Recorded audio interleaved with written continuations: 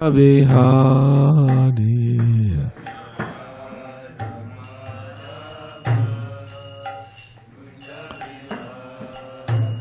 Jaya Radha Madhava Kunja Vihari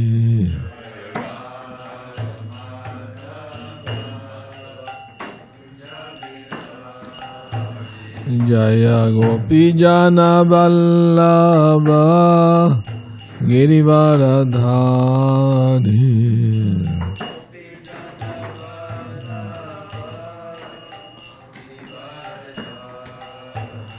Jaya Gopi Jana Vallabha Girivaradhari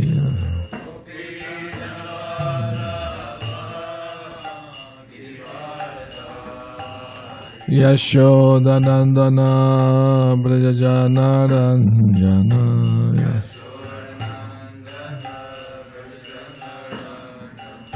Yashodanandana Brajajana Ranjana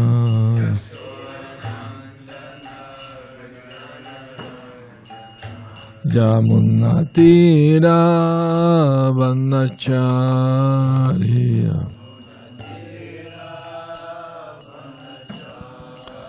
Yamunatira Vanachariya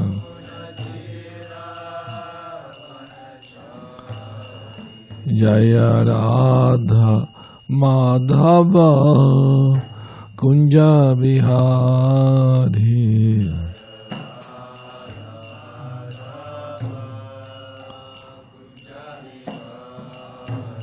Jaya Radha Madhava Kunja Vihari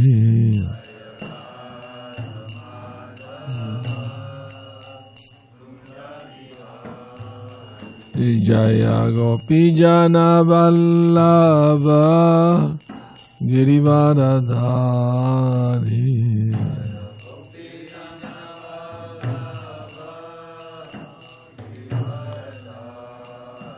Jaya Gopi Jana Vallabha Girivaradhari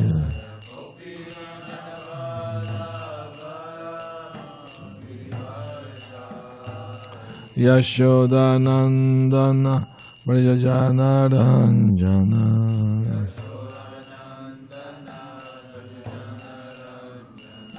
Yashodanandana Brajajana Ranjana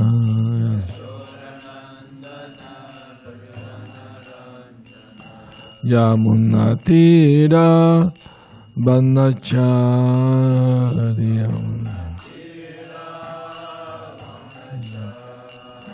Yamunatira Vanachariya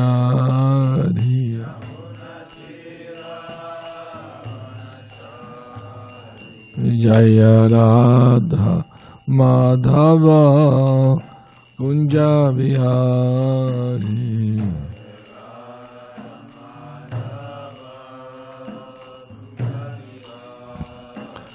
Jaya Radha Madhava Kunja Vihari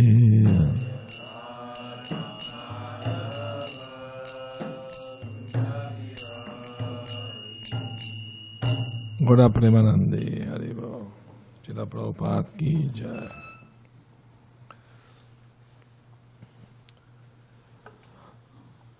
Narayanam namaskritya Naram chaiva narottamam Devim saraswatim vyasam Tato jayamudhirayet Nasta prayesha vadreshu Nityam Bhagavata Sevaya Bhagavati Uttama Shloke Bhaktir Bhavati Naishtaki. Reading from Srimad Bhagavatam, 5th Canto, Chapter 13, Text 26.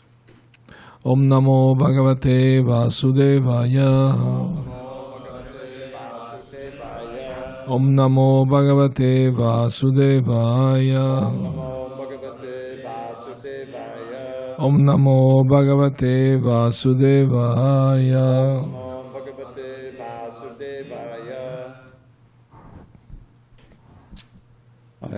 Don't repeat. Rajo Vacha Yo Hava Iha Bahuvida Mahabhagavata Tvaya Bihitak Parokshena Vajasa Jiva Loka Bhavadvasa Yayamanishaya Kalpata Vishayo Nandasa Vyutpanna Loka Samadagama Atatan Evatad Dudavagamam Samavetanu Kalpena Didishitam Iti. Thank you. Translation. King Parikshit then told Shukadeva Goswami, My dear Lord, O great devotee sage, you are omniscient. You have very nicely described the position of the conditioned soul who is compared to a merchant in the forest. From these instructions, intelligent man can understand that the senses of a person in the bodily conception are like rogues and thieves in that forest. And one's wife and children are like jackals and other ferocious animals. However, it is not very easy for the unintelligent to understand the purport of this story because it is difficult to extricate the exact meaning from the allegory. I therefore request Your Holiness to give the direct meaning. Purport. There are many stories and incidents in Srimad Bhagavatam that are described figuratively. Such allegorical descriptions may not be understood by unintelligent men. Therefore, it is the duty of the student to approach a bona fide spiritual master for the direct explanation. Thus end the Bhaktivedanta purports of the 5th canto for 13th chapter of the Srimad Bhagavatam entitled Further Talks Between King Rahugana and Jadabharat. Om Ajnana-timirandasya Gyananjana Salakaya Chakshurum Militam Yena Tasmai Shri Gurave Namaha. I was born in the darkest of ignorance, and my spiritual master Srila Prabhupada opened my eyes with the torchlight of knowledge. I offer my humble respectful obeisance unto him. Srila Prabhupada ki jai.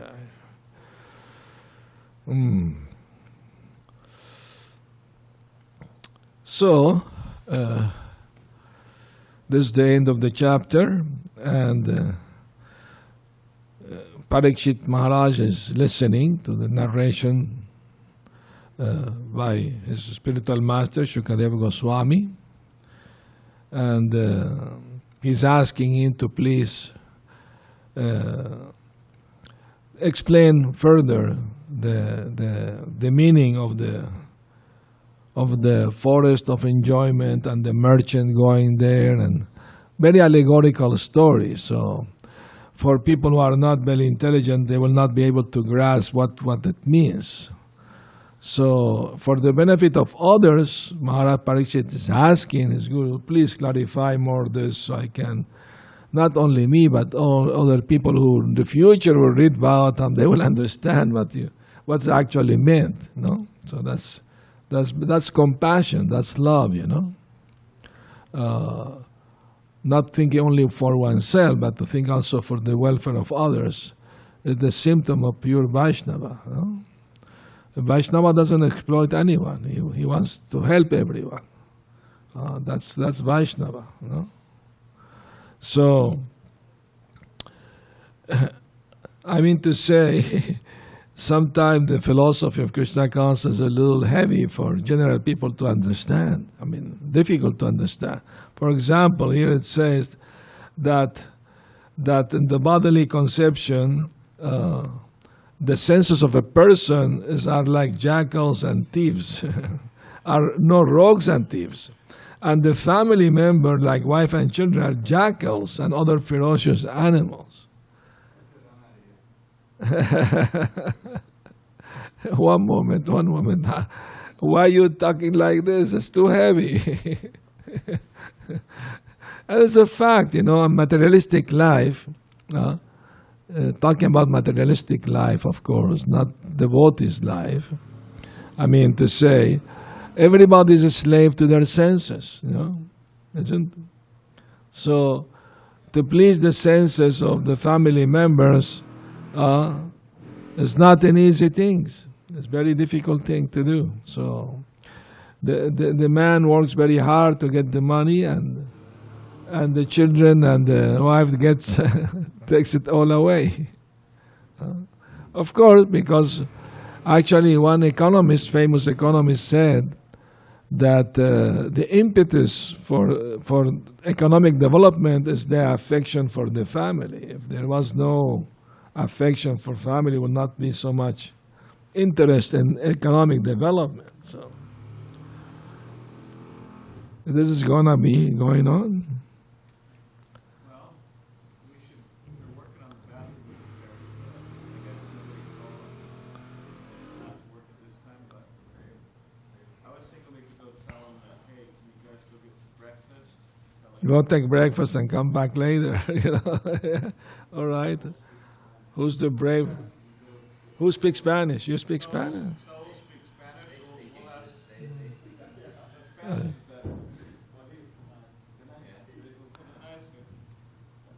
Spanish. Can I speak Spanish? Okay, don't delay. Just tell them to have some breakfast. And Yeah. go have some. They can go have some breakfast and then come back. We can offer them breakfast if we have. Okay. Or they can do something else that doesn't require grilling. Okay. All right, so today is Shivaratri, like we heard this morning. So I'm going to read something from Srila Prabhupada in relation to that, if you agree with me. Once upon a time, the coward men of Vrindavan, headed by Nanda Maharaj, decided to go to Ambika Van to observe the Shivaratri ceremony. The Ras Leela was performed during the autumn, and after that, the next big ceremony is Holi, or the Dolayatra ceremony. Between the Dolayatra ceremony and the Ras Leela ceremony, there is one important ceremony called Shivaratri, which is especially observed by the Shaivites, or devotees of Lord Shiva. Sometimes the Vaishnava also observe this ceremony because they accept Lord Shiva as the foremost Vaishnava. Last night we observed Shivaratri in somebody's home, and we bathed the Shiva Linga, and I told many pastimes of Shiva with Krishna, of course, and and how he happy to serve Krishna and consider himself as devotee.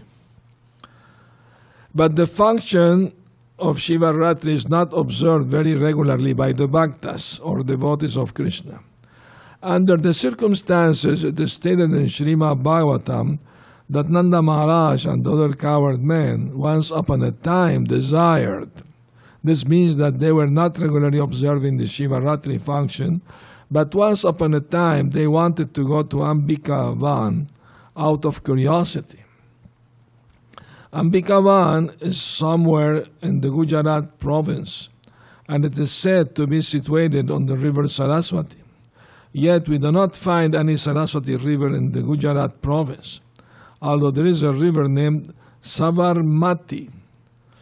In India, all the big places of pilgrimage are situated on rivers, on nice rivers like the Ganges, Yamuna, Saraswati, Narmada, Godavari, and Kaveri.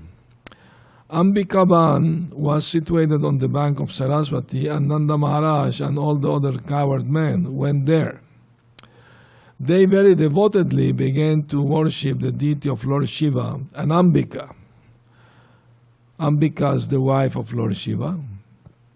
She has different names too.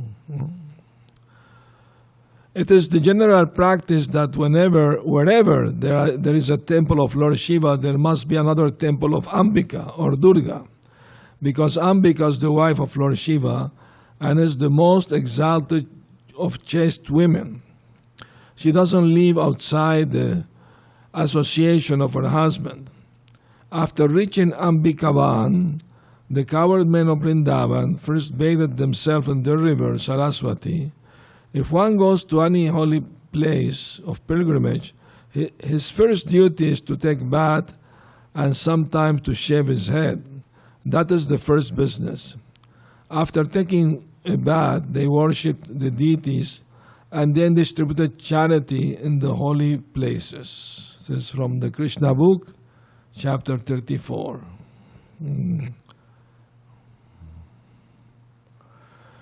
Srila Prabhupada comment, observing Shiva Ratri, Nanda Maharaj and all the cowherds men, they increased their attachment for Krishna. That is wanted.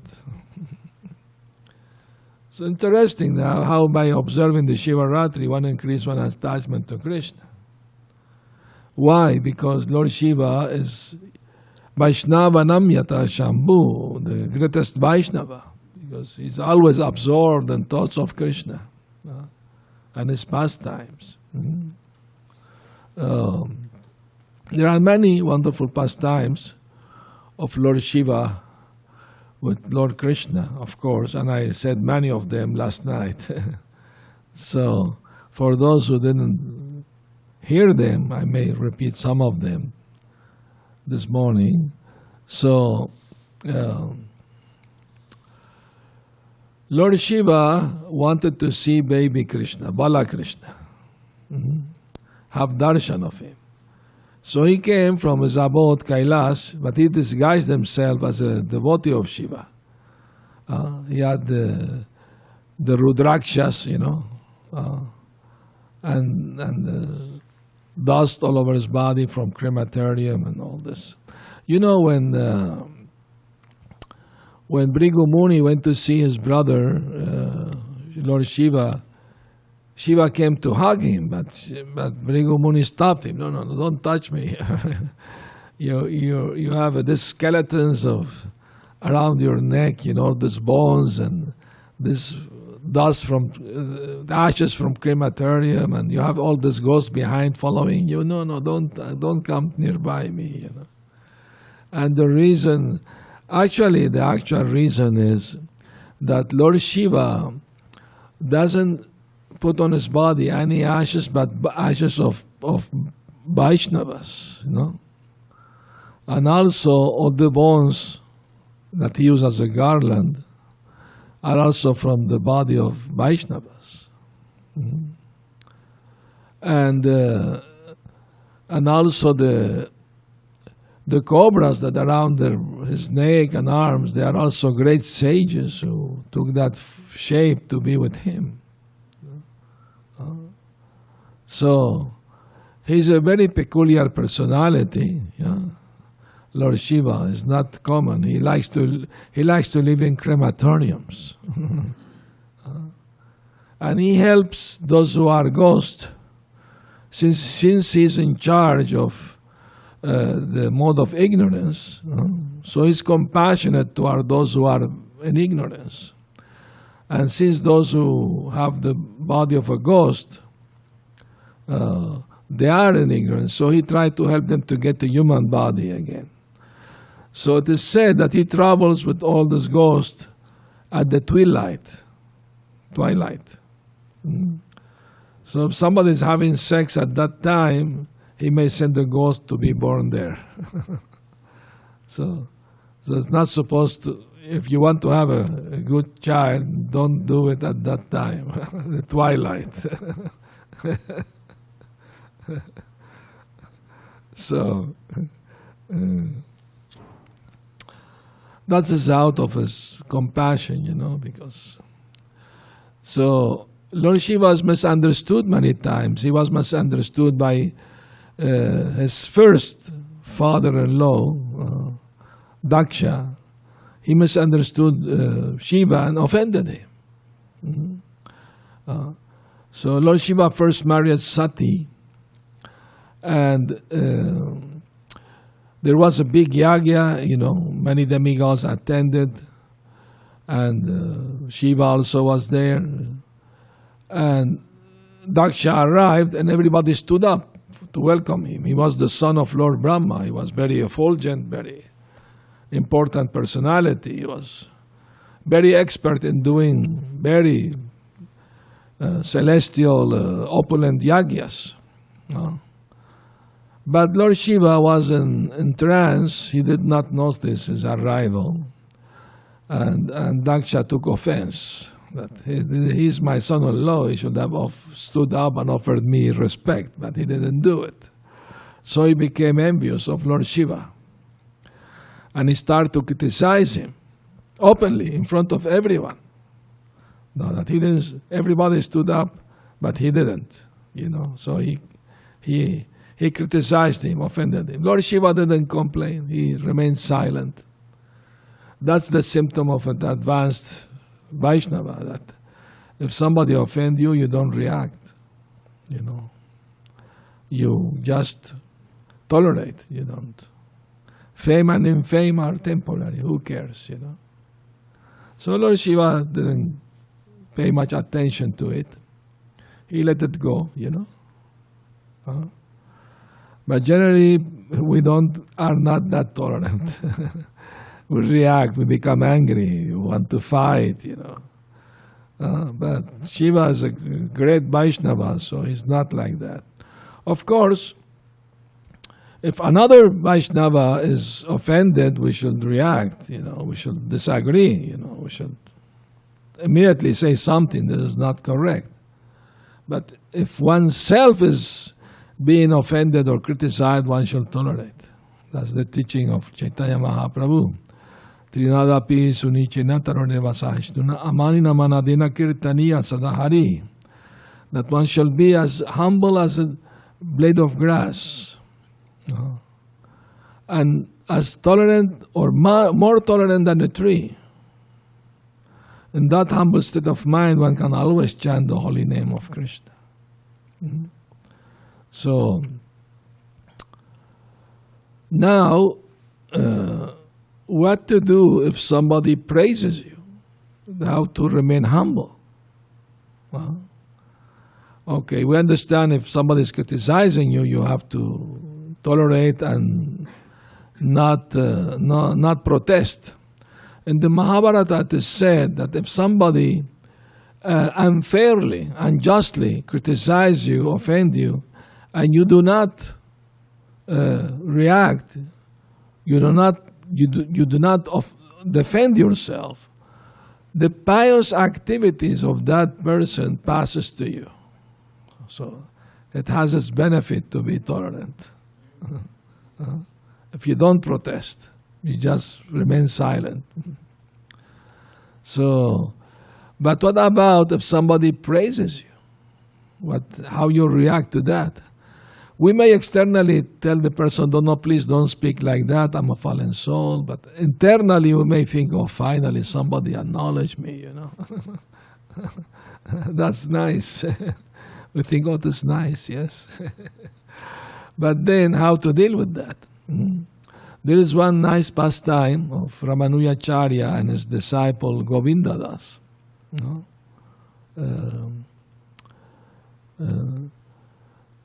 Govindadas is a pure devotee of the Lord. And once his godbrothers were praising him. Oh, Govinda, you have such nice, good qualities. You're tolerant, you're humble, you're always kind to everyone. And they're praising him, And to their dismay, Govinda said, yes, it is true. I have all those good qualities. The devotees were shocked, They were expecting, we try to be humble by saying, no, don't say like this, But he said, yes, I have all these things. So they were really shocked. They could not understand why he reacted this way. So they went to Ramanujacharya to explain what happened and to seek advice, We are very surprised to see how he reacted this way. So Ramanujacharya called his disciples and told him, Govinda Das, what is this? It is not good for a Vaishnava to be proud. Why you did speak like that? And Govinda Das said, my dear Gurudev, I actually don't have any good qualities of my own. If I do have any good qualities, it's only due to your mercy. And since you gave me your mercy, how can I deny your mercy on me? By accepting that I have those good qualities, I am accepting that you gave me your mercy. Otherwise, I will have none. So Ramanujacharya was pleased and he embraced him, said, "You are a true Vaishnava." So that's a good way to deal with praises. We give all the credit to the mercy of the Guru. You took long time, huh? Okay. But thank you for stopping them. Hare Krishna.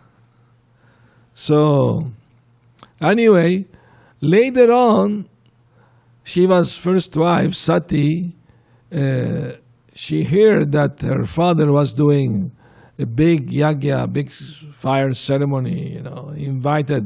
He invited all the sages and demigods, but he didn't invite Lord Shiva, his son-in-law, because of his enviousness toward him. He was, keeping grudge against him, so he didn't invite him. But Sati saw that many demigods passing in the sky in their airplane going to the ceremony, and she wanted to see her mother and sister naturally, So she told her husband, "My dear husband, I want to go to the ceremony.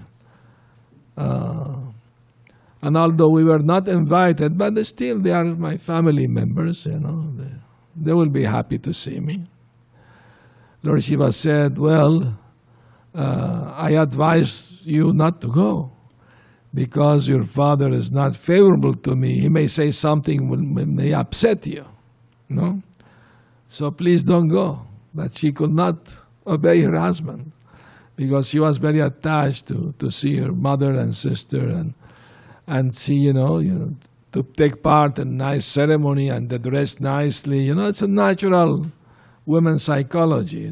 They like social life. They like, all these things, ornaments and, family affection. It's natural. There's nothing artificial about it. But Shiva asked some of his associates to accompany her. He didn't want it to go, of course, because he knew his father-in-law is against him, so he didn't. But to protect her for any things, So when she arrived there at the house of her parents, her mother and sister were happy to see her. They hugged, they talked, nicely about everything.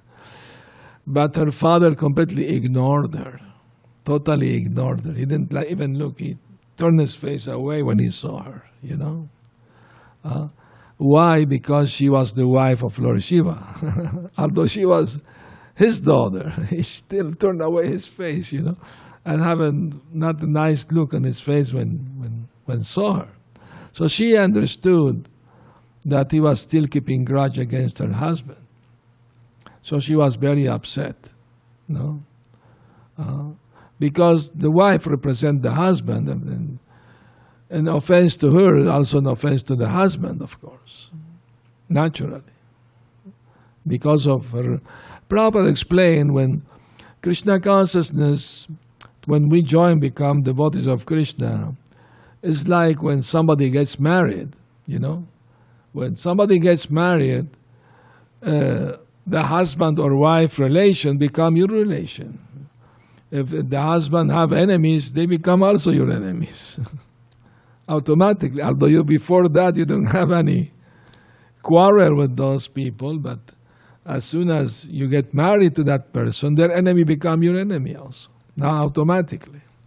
In the same way, when we join the Krishna conscious movement, naturally some people may like it, some other may dislike it. Even our own family may become against us. It may happen. It have happened many times, isn't it? So that's the challenge, that we are accepting Krishna as our Lord and Master, and we are His eternal servant, of course there's going to be some opposition from some people. Not all, of course. So we have to tolerate that. We have to learn how to deal with that. So anyway, seeing that her father was still offending Shiva, in that way, by not inviting him, then by ignoring her, mistreating her, she understood that there was no way for her father to change Daksha. So she protested because her husband, a pure Vaishnava, was being offended. So she protested. And she started glorifying Lord Shiva. She said, I'm not defending just because he is my husband. He's very well loved and appreciated all over the universe by all the great sages and demigods. And she was praising him very nicely. That's her duty, And say, but you are the only one who's envious of him. And she chastised her own father, very heavily. And at the end said, since my body is coming from your body, I can't tolerate, to be the daughter of such a big offender. I can't maintain this body any longer. I have to give it up. So she sat in meditation, and fire from her own body burned her body to ashes. Immediately it happened like that. So imagine the commotion, the cries, the bewilderment, So, of course, the associates of Lord Shiva who were there immediately start killing all the followers of Daksha. There was a war immediately there, And Lord Shiva sent a very powerful, I think his name was Virabhadra, isn't it? And he chopped up the head of Daksha and throw it in the fire sacrifice, So imagine Lord Brahma didn't attend that ceremony because he had some omniscience. He knows that something was going to happen like that. So he decided not to attend this particular ceremony. Was not auspicious. And there was cursing also between the followers of Daksha and Lord Shiva, counter-cursing and like that, no?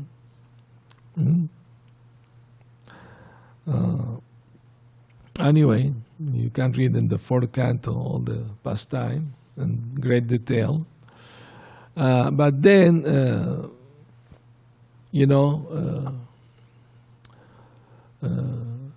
there was some,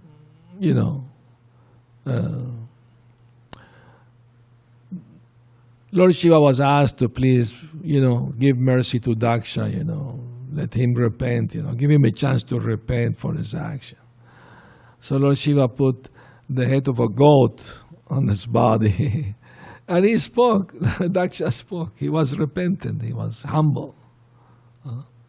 So just see, at that time, we are proud of our science advancement. We can make a heart transplant, but in the heavenly planet, they know how to do head transplant. We haven't reached that level yet. Not possible. Anyway, there's one pastime of the twins. What they name? The doctors of heavenly planets. Ashwini Kumar. They went to a sage to ask him for knowledge, to instruct them. But he said, I can't give this knowledge to you because the sage who gave it to me made me promise not to give it to anyone. So I'm sorry, I can't do it. They said, don't worry, we will take care of that. We will put the head of horse on your head. We make a head transplant. Then you speak with the head of a horse, the knowledge. So you are not speaking, it's a horse is speaking. And then we transplant back your human head back, No, don't worry about that. And they did that. I mean, it's amazing, isn't it? It may sound like science fiction or anything, but we are talking about heavenly planets where science is much more advanced. Medicine is much more advanced there. Anyway, I mean to say, we have so many amazing histories from the other part of the universe, in the Srimad Bhagavatam. How much can you know just by looking at the universe with your Hubble telescope? How much can you know? Not much. You may see some bodies floating in air, that's all. But you don't know who lives there, what they do, nothing. But if we accept the authorities of the Vedas, the Srimad Bhagavatam, then we can know so many stories from the universe, from other higher beings than us. So it's important to either you accept the authority of the scientists who say there is Big Bang, no God, no creation, or you accept the authority of the Vedas, Srimad Bhagavatam. I prefer to accept the authority of Srimad Bhagavatam because we are talking about great sages, completely enlightened, and they have a very amazing vision of the universe. They can see all these things. They have mystical powers to see all these things. So anyway, so Daksha, with the head of a god, he apologized, he asked forgiveness for his pride, for his offenses, and Lord Shiva forgave him. So, and Sati, she was reborn as Parvati, the daughter of the Himalayas, the king of the Himalayas. So, and Lord Shiva, since he lost his wife, he was sitting down in meditation, he decided not to. This pastime I didn't say last night. So he was in full meditation on the Lord, of course. And the demigods approached Parvati, because they needed a commander-in-chief to fight the demons. So they thought a son of Shiva will be very powerful to help us in our war against the demons. So they asked Parvati, please awake Shiva from his meditation, try to attract him to marry you. He will remember who you were in your past life. You was his wife past life. So please do something, wake him up from his meditation. So she agreed, and Lord Shiva went there, but she was trying to dance, chant, all these things, but Shiva unmoved, And finally she touched his genitals, it is said, Even then he was not disturbed. So Lord Shiva is known as a very self-controlled person because of this particular pastime. But then Kamadeva, Cupid, came to help her and he was throwing arrows of lust at Shiva, to disturb him. And Shiva, his meditation was broken. So he opened his eyes and he was very angry at Cupid, Kamadev. And he has a third eye, Lord Shiva. He opened his third eye and burned to ashes Kamadeva. You know the story. It's an amazing story.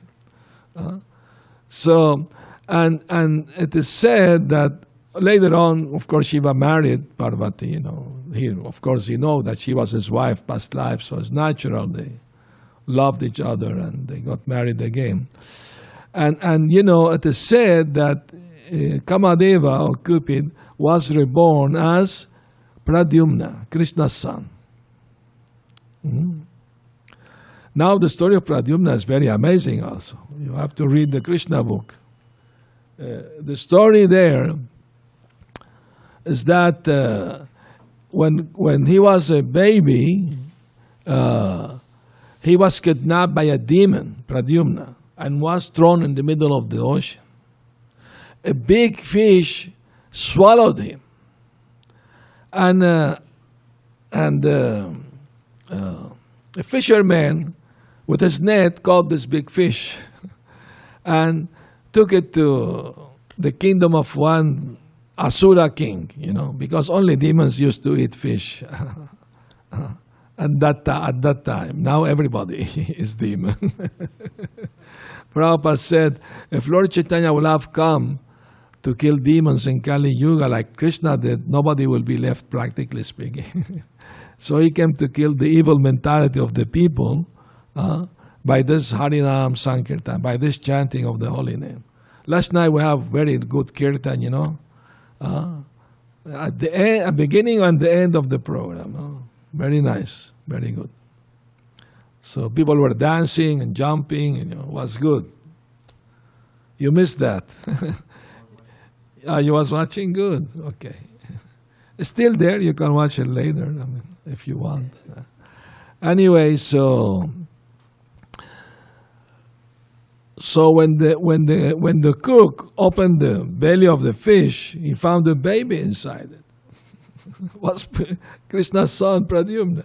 So they washed him and took care of him. And one lady cook also, she was taking care of the baby, and she was bathing and feeding him like a mother. But then suddenly he started to grow up immediately and became a young, beautiful man. Just question of few days. And then she started to show toward him attraction, that she was attracted to him as a man, a woman to a man. So he was surprised. He told her, you first treated me like a mother, and now you're attracted to me like a woman attracted to men. Why is that? She told him, well, I was your wife in past life. In your past life, you was Kamadeva, and I was your wife. I think her name was Ratri. Mayavati. Thank you. Mayavati. And that's why I feel this attraction to you, because we already have it from past life. So anyway, but we should understand, Prabhupada explained, that actually Kamadeva is an expansion of Pradyumna.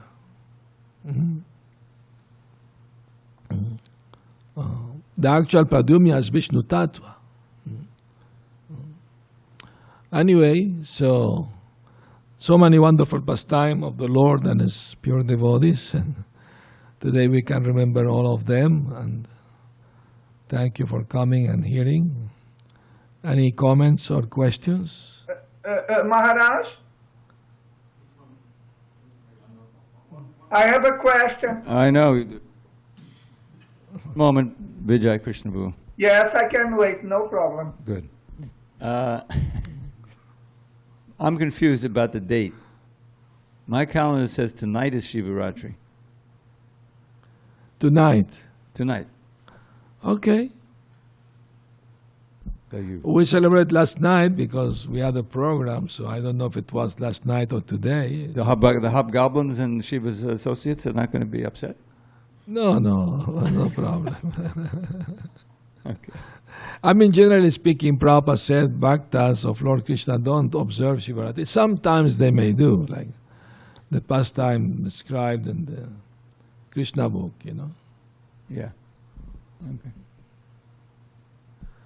Yes? Question?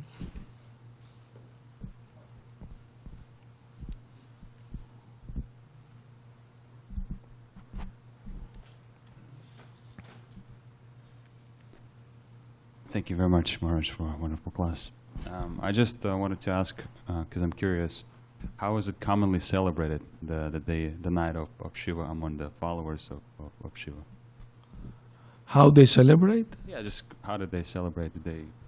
What did they do? Well, it's like when we celebrate Janmashtami, for example, what we do, we do Abhisheka, we chant, no? We speak about the glories of Krishna and His pastimes and distribute prasadam. They do the same thing. No? They do the same thing. And just to clarify, how many wives did Shiva, Lord Shiva, have? Only one. Only one wife. His eternal wife is the same always. You know, she's the material energy personified, Durga. No? But Durga may have different forms also. You know. So wherever there is a temple of Shiva, there must be a temple of Durga also. Another name is Ambika, for example. No? So we do respect Lord Shiva as the greatest Vaishnava because he's a great devotee of the Lord.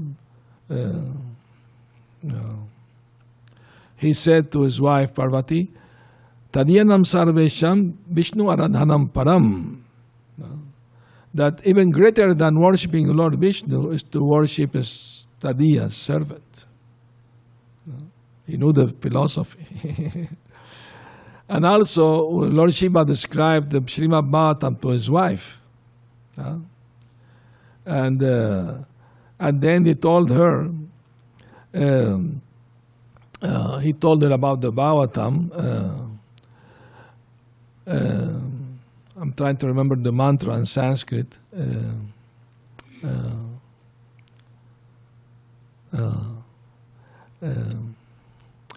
Aham veti, shukka veti, vyasa veti, navetti va.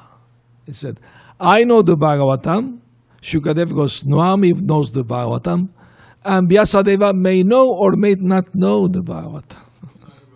Although he wrote it. That's an interesting statement by Lord Shiva. What he meant to say that Krishna can use somebody as a medium to convey something, but the person may not completely understand fully everything what is passing through him. That's a very interesting thing to know, you know. So.